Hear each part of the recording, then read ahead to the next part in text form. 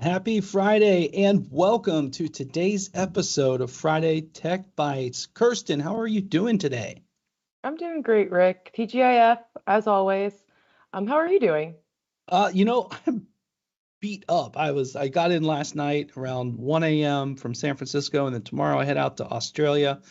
But I'm in Central Ohio today, as are you, and we'd love everyone in the streams to let us know where you're tuning in from. So I'm a little bit like between worlds here because it's a hot turn before we get out. We've already had some people mark into the streams where they're tuning in from. A lot of action on the map here today already. California, Georgia, one of the producers, the OH, and Chris up in Canada. Joe in California, welcome. And then some UK, Germany, and one of our other producers, Katie in Romania, already tuning in, and India representing. I think it was DJ, I think, a couple of names trying to watch the feeds as well. So, Kirsten, it's going to be a great topic. We got to move because this one's a lot. What are we doing today? Today we're going to show you how to deploy Veeam Backup for Azure from the marketplace. So Rick's going to do mostly demo, which I'm excited about. I love a good demo. And he's going to show how easy it is to get started. All right, cool. So if we're going to deploy from the marketplace, no surprise, let's start at the Azure Marketplace. Now, I'm doing a little trick here. I have this browser, just so everybody knows. So this would be Chrome. This is account number 1 here. And this is my Aperture Labs account. We'll come back to that. So Kirsten, a lot of Veeam stuff in the marketplace. Where do I start? So, first thing you need to do is take a look at all the Veeam stuff in the marketplace, yeah, right? Of course. And then with Veeam Backup for Azure, we have the Veeam Backup Free Edition, and then we also have the Bring Your Own license. So if you're just getting started backing up and protecting your Azure machines, why don't you try out the Free Edition? And then later on, you could actually even attach your license to that machine, because I think to Veeam Backup, obviously, but I think you can do at least 10 workloads for free. Is that right? That's right. 10 Azure VMs for free. So that's a good point. And right through the marketplace, you can always add a license later. So let's do it. I'm going to use a resource group that I already have made called VBA Deploy. This is just how I will deploy within Azure. So I'm going to drop it in there.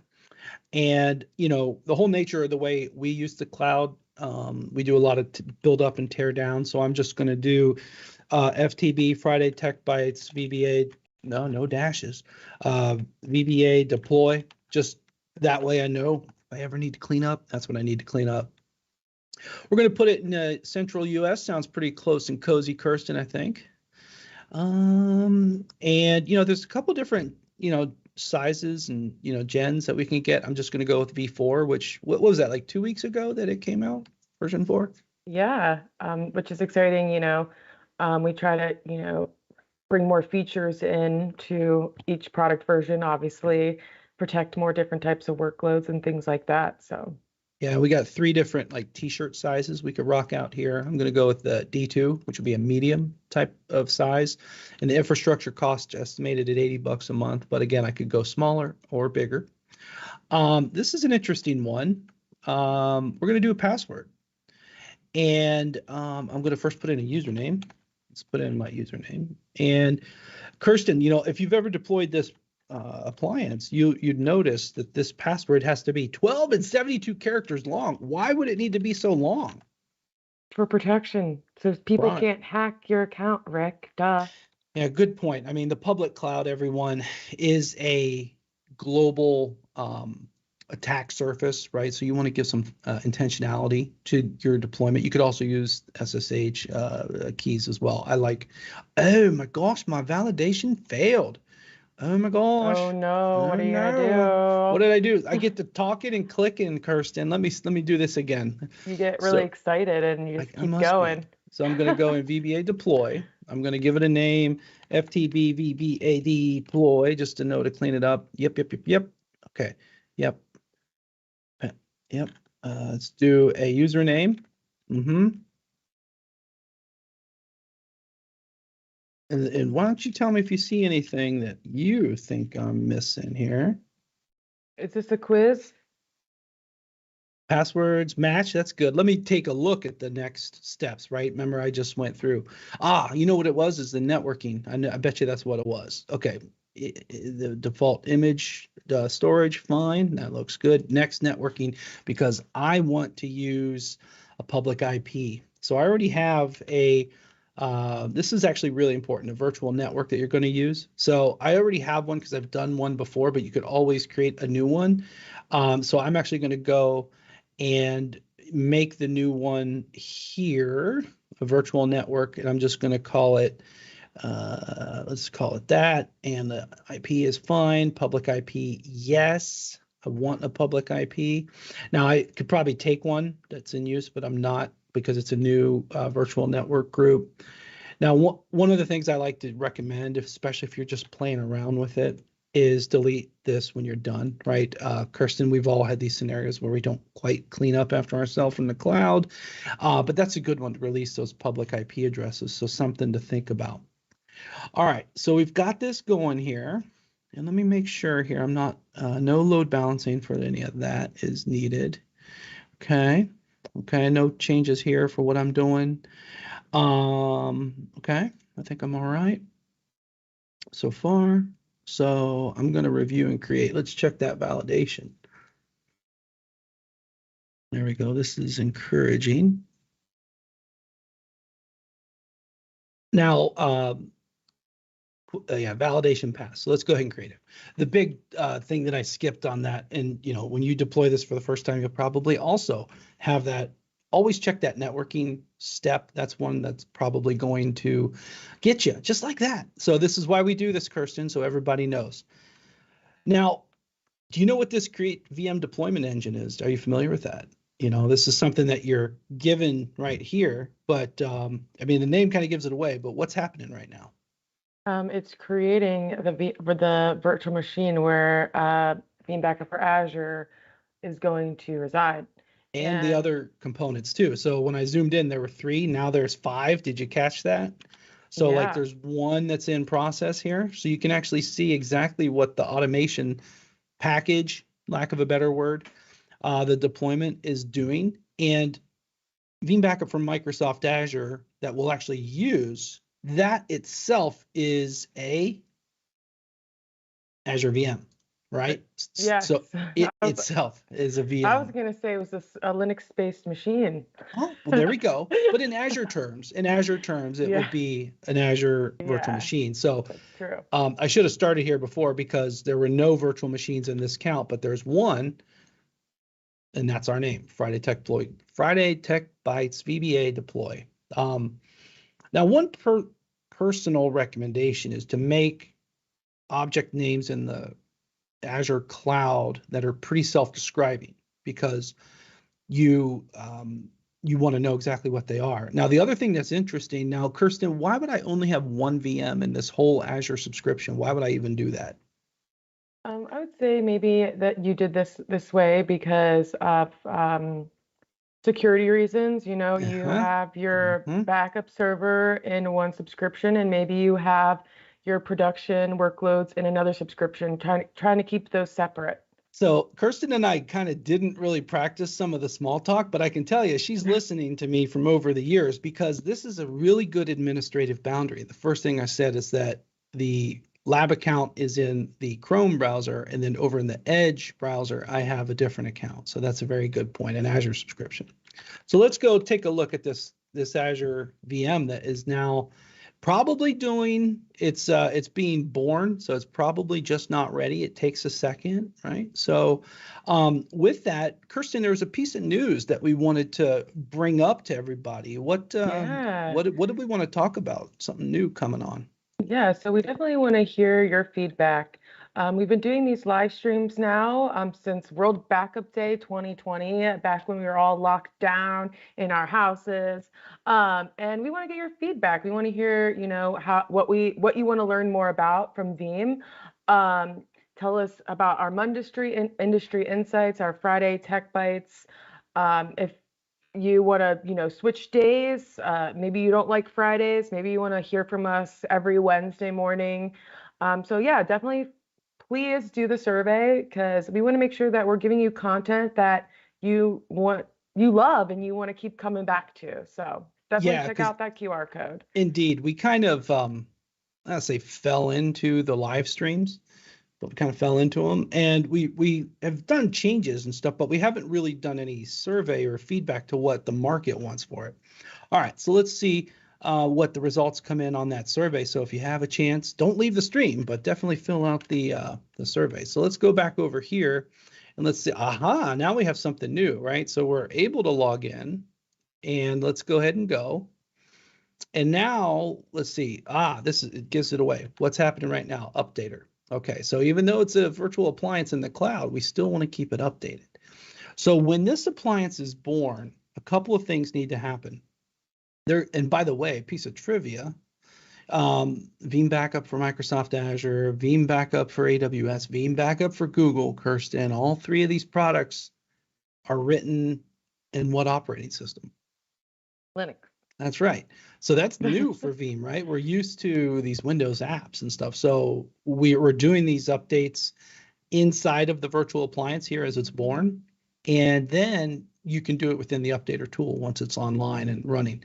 Now, one thing I want to show you. So I deployed through the marketplace, right? This is a very easy way to get started. And I like to say it's only slow if you wait for it, right? But this is booting up here, and it's going to do these three steps here. But what you can also do is, what are we looking at now? I switched it up, right? I'm inside of Veeam backup and replication. And, did you know, Kirsten, and did the audience know, I can also do this right here. So that's kind of cool. If I wanted to do that. Now, there's a couple of things that change positively if I do that off the top of your head, Kirsten. If I were to deploy Veeam backup for Azure this way, what kind of things would change for me? Oh, Rick, that's a good question. That's a good question, Rick. Why would anybody want to work for me I when would I throw you on say the bus under the bus what like was that? changed. So once you get it set up in Azure, basically you would actually be able to manage your Azure backups and restores in Veeam Backup and Replication. Now, Central management, yeah. Yeah, so when you're deploying it, I'm thinking that it's probably going to be the same process. However, you're going to have the Veeam Backup Wizard driving you through creating this, which we all know and love. What's that saying that you always say about the Backup Wizard? Nothing is more than 9 clicks of a wizard or something like that. But exactly Yes. right. These are the same options, they're just refactored for Veeam BNR. And then we also expose the external repository so you could restore stuff on premises. But probably your favorite product comes to life then if we went that way, Kirsten. Yeah, Veeam 1. That's right. Yeah, That's right. because once you start backing up your machines in Azure, you're gonna probably want to monitor those data protection operations, right? So Veeam 1's going to be able to provide you with monitoring, making sure your machines are protected and they're backed up, and they're finishing successfully. So if you're already using Veeam Backup for Azure, you have it connected to Veeam Backup and Replication. Make sure you add it into Veeam 1 and we can start watching that for you. I was going to ask the stream here, if you are doing Veeam backup for Azure, are you marketplace only and by itself, or did you connect to an existing appliance, or did you deploy through Veeam backup and replication? Are you on hashtag marketplace, or are you on hashtag central management? Let us know. Drop it in the comments. And I'm just kind of curious what you might be doing if you're in Azure, and if you're also using AWS or Google Cloud. Same question. Let me know how you're doing that. All right, looks like it's ready to log in now, Kirsten, eh? Yeah, let's log in. All right, my very long, very complicated password. Hopefully I remembered it. I did. The EULA, yep. And let's get into it. Now, one of the cool things about Veeam Backup for Microsoft Azure, and really all of the cloud backup products, is that right here, the configuration wizard kind of tells you the first 3 things you need to do, okay? Now, connect an Azure account, good. Add a repository, that's where the backups go, and then create a policy. Now, adding an Azure account, I mentioned from the start, I'm using 2 different accounts. So it's a really good practice, in my professional opinion, for this use case of backing up Azure stuff, to have the backup infrastructure in a completely different Azure account. You have a built-in administrative boundary. It's really, really cool. And you can have multiple in here. So let's go ahead and do it. Add. All right. So let's call this the production data. Okay. And just so I keep them straight, I'm just going to call it B4 because that's the email address associated with it. So I've given this Azure account a name. Now the service account, to add it in here, I really like this mechanism here. You do a special type of authentication. So let's do it. Now, I don't really know exactly what this is called, but it's like a device login mechanism. So let me zoom into this real quick. This device login will have an Azure account pass a code this code down here that's going to allow me to do these special types of functions. So let's go to the other Azure account. I'm in the Azure account now in the other browser. Let me refresh, make sure it didn't time out. And I mentioned B4, this is my other account, the be4realusa.net. So let's go in here. And now, Kirsten, have you've done this on AWS, you said, is that right? Yeah, I have. Is it pretty similar to what I'm doing right Yeah, here? I would say that it is pretty similar. Deploying the machine, getting it set up, going to the public IP, logging in, and then yeah, when you first start, you have to, add your accounts, get things set up, get that repository added as well. So yeah, it's pretty similar, a little bit different because, why wouldn't it be different? This is two different, cloud operating systems, cloud platforms. So, but do we have enough time now to go to the map and check that out, Rick, or what do you think? Well, I'm going to just do my multi-factor real quick. So let's do that because all of you should know how that works. If the producers tell me it's ready, then let's do it. I wasn't looking because I'm driving a demo. Yeah, it's definitely ready. All right, well, let's switch over to the map. I've done this verification and we'll hold this right here. Oh, wow, we got some action in Europe, that's for sure. Let me bring up the chat here. Let's see what we got. Who's tuning in?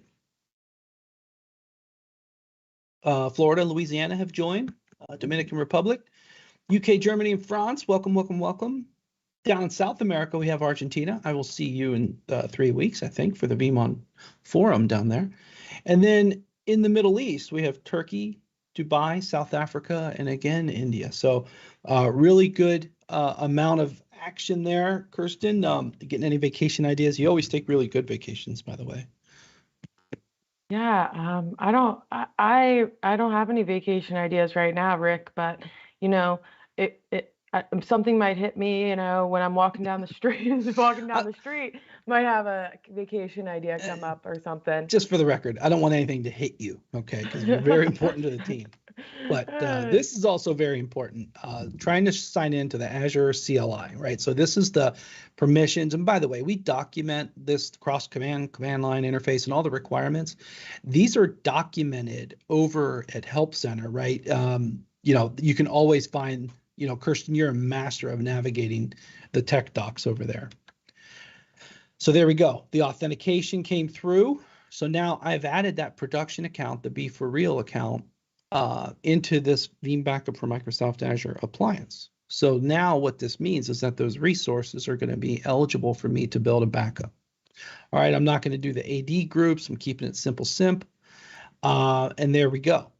Now the other trick, Kirsten, is I want to also add this account, the backup account, the Aperture Labs account, which is our lab, because this is going to hold the backup storage. Okay, so if you remember the wizard, it asked me to do 3 things: add Azure accounts, 1 or more.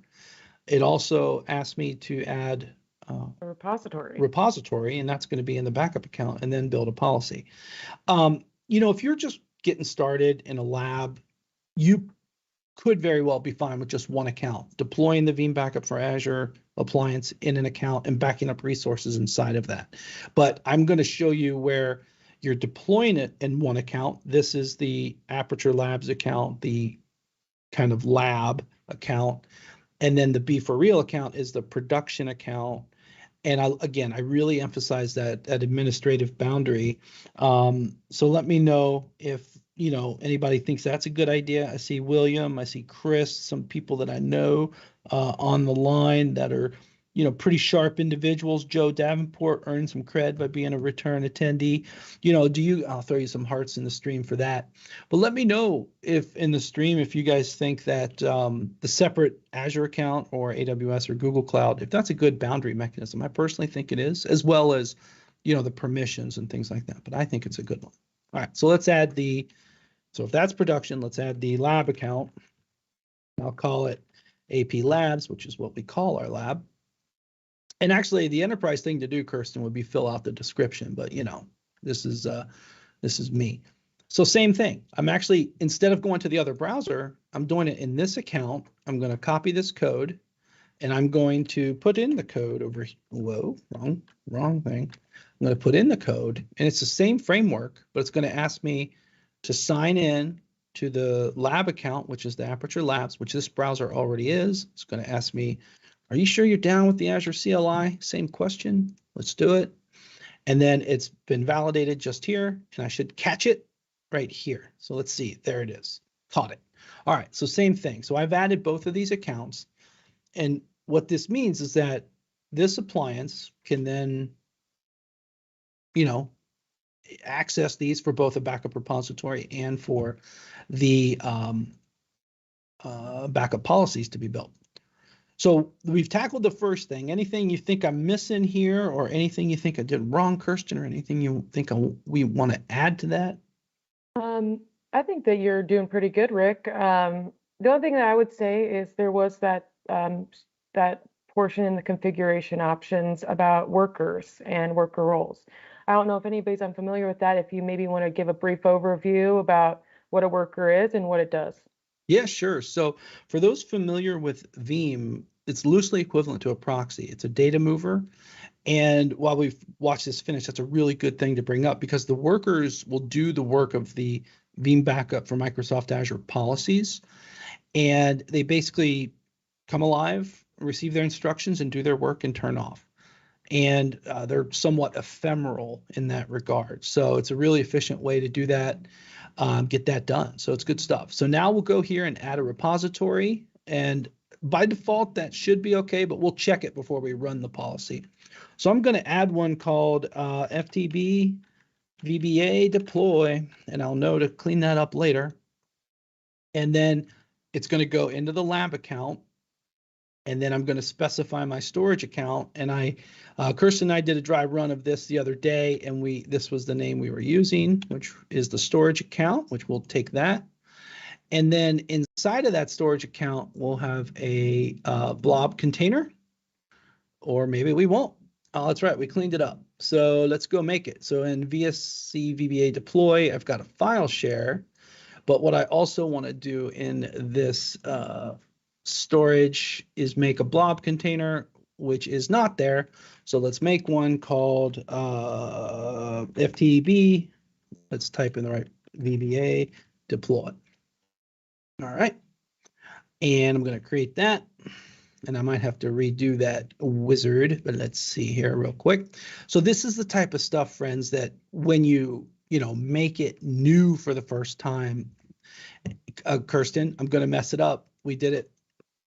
I even put it in the notes. We have to turn off something on these. What was it? Remember? I don't know, Rick. It was Azure Blob Soft Delete, right? Oh, yeah. Oh, yeah. Remember that? It's all coming back. It's all coming back. Now this is a property of, and I can never remember, is it a property of the storage account, or is it a property of the container? So let's double check that. This is something that it will get you. So blobs is enabled. That's good as a parent of the whole storage account. But then Azure Blob Soft Delete is not on the property of the account, which is good. So then we'll go. Yeah, that makes sense. Yeah, and then let's look in the individual containers, and let's take a look at this one, and let's take its properties and version level immutability. Well, what's another discussion once we have good news there? But I think it's okay, because now that I think about it, it's a property of the storage account, because we had this happen the other day, remember? So let's see what we get here. We'll find out because it'll tell you, and then the solution is to use the to turn off the Azure Blob soft delete. And the fact that I can do it, it actually let me do it, which is good. So we're in good shape. So let's create a new folder called FTB VBA deploy. All right. So this is just the folder that'll live within that blob container, and let us go. And if you had a completely new Veeam backup for Microsoft Azure deployment, it would actually stop you at a point before about Azure soft delete, Azure blob soft delete, because I've already disabled it, which is why it proceeded. So that is one thing that'll get you stuck. If you're like, why isn't it working the same as this awesome demo? So we'll let that finish, and we have that done. So now we'll go back into our configuration, and there's only one thing left to do is make a policy. Yay. So let's do something quick and easy because we're running low on time. I'm going to do an Azure file backup. Now that's the new thing in version 4. A lot of people think backing up Azure VMs, right? So to show that, I'm actually going to go a little rogue here. I have a file share from 2019. Now it hasn't changed, but nonetheless, there's 2 gig quota in there. And in the production data, we have a file share. Okay, that's one of the new things that are out there. So let's make a new policy of Azure files, and we'll call it FTB VBA deploy file share backup production. And one thing, again, just like on-premises stuff, always make good names that clearly tell you what you're doing, right? So I'm going to take the production account, and I don't remember what region that one was in, Kirsten. Let's double check. This storage account. This is something I did really good back in the day. This storage account. Guess where it is? US East, right? I made the name incur where it is, which is good. So if I go here, I would have that region, and then I would have one file share. So let's browse it. And well, no, it's not there. Where is it? I thought it was in US East. Maybe it was East 2 by its name. Was it East or East 2? I thought it looked like East, but maybe it's in East 2. Is East in Virginia and East 2 in Ohio? Well, no, that's the other cloud. Don't be starting fights. Come on, sorry, Kirsten. guys. Sorry. That's all right. That's all right. So let me see. I have it in East, and it is a file share. Let me start with a storage account. I know that it was browse. Oh, why is it doing? Uh-oh. I don't know why that's not working, Kirsten. So I'm going to actually go a little different here. I have a backup plan. I don't know why that didn't show up, so let me make a different one. Let's do the lab backup. So I have a file share here on this account, the lab account. I know that I have one, and I know that it's in US Central. And the resources I want to protect is a file share, called VBA deploy, the one we made the other day, if you remember that. Mm-hmm. And in there, I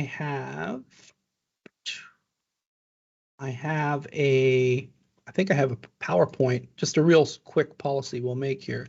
So if I look at the storage accounts in the lab account, there will be, hopefully, a storage account. Yeah.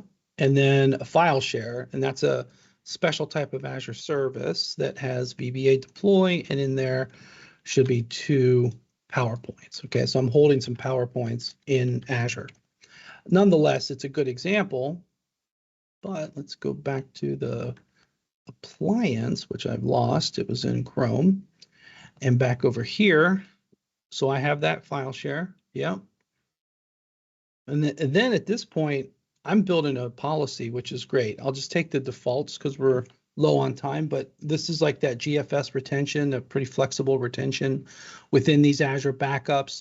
If something doesn't go as expected, you can retry. Favorite thing, cost estimates, right? Now, these file shares are small, so it's estimating 1 cent a month, right? Now, if you had a lot of VMs, you're going to have bigger storage, but it's really important that you get that estimate, which is really nice. And that's an estimate of the backup cost. So let's bag it and tag it. Let's run it. So basically what I've done here is a really small backup job of these Azure files, or these files that are inside of an Azure file share, and it already finished and was a success. I know we're late on time, Kirsten, but should I destroy it and bring it back, or are you trusting me that it works? I know that it works because, with Veeam, it just works. Just work it. That's right. But if you want to, I mean, a backup is only good as its restore. So maybe we should destroy it and restore it just to, show people what we're made of over here. I like to say backup for show, restore for dough. Oh, good one. Good one. All right, so I lost that file. Let's bring it back. Now this is just, again, a really quick example. Let's take a file share and let's do a file level recovery. Now I know I walked through that, but that data protection view to protect the data, that's really where to go. The account to use for the restore will be the lab account. And then the reason, we have some handling. We could put it elsewhere, or let's just put it right back where it came from. That's pretty straightforward and easy. FTB, that's what we're doing. All right, so now what we're going to do, Kirsten, is it's going to launch the file level recovery, right? So this protected data, that's where we go to drive these recoveries. Nice. And there it is. So it's something you got to look for, but you find this little FLR, this file level recovery wizard here. And then we can browse into this, and then I'm going to find the contents of that share. So this is kind of cool. So this was just like really quick and easy. Whoa, not my Zoom It day. I deleted the one called threefold strategy. Let's go double check, right? I have one file in there, which is my Ultra Resilience PPT, my favorite one that I've ever done. But my second favorite one that I've ever done was this one. So what I'm going to do here is add it to the restore list right there. That'll make that file be part of the job. And then let's just do it. So now that I have it in there, I'm going to run that restore and add it to the list, and it's on the list. And did I lose the option here? I lost it. Go to restore list at the top. Oh, yeah. Thank you. Sometimes you need an extra set of eyes. That's right. Restore it. And it does have some interesting handling. If it's there, it'll keep it or overwrite it, but it doesn't matter because I know it's not there. And then from there, we should go back to VBA deploy, and it probably will just pop right in there. Look at that. Wow. Wow, file recovery. But end to end, guys, I really pushed myself to try to get this all done in a hot minute here. I tried, guys. I tried. It's hard to live stream and talk and banter and demo at the same time. But let's remind everybody, one really important thing we want to do is that survey, Kirsten. Tell us one more time about that. Yeah, so we want to hear from you. We want to know what you want us to present and talk about on these Tech Bites. We want you to get feedback on what you think about our live streams. And then also, just any other, opinions you may have. Maybe you're like, yeah, Fridays are, fun, but I love a good Tuesday, so tell us. We want to hear from you. We want to make these the best ever for you. And so the only way we can do that is by getting your opinions on it. So yeah, the survey data is very helpful as we innovate the content here, maybe moving the days, adjusting the content in terms of what day gets what content. We're not sure. Is it the same audience? Is it different audiences and such? So no, good stuff. And again, thank you for the producers for pushing that out into the streams. And no show next week on either one. 4 of us from product strategy are going to be in Australia. Not going to work. So we will soon promote the other ones, but we have more coming. But anyways, thank you so much for winging it here with me today, Kirsten. Yeah, thank you. It was, as always, it was a pleasure. Well, and you kept me honest there. Your eyes were better than mine. I'm like, what did I miss? I get my little stage fright going on. And a big thanks to Mark and Katie, the producers, bringing this content to you. Could not do it without them. So on behalf of the whole Veeam team, everyone, thanks for watching and have a great weekend.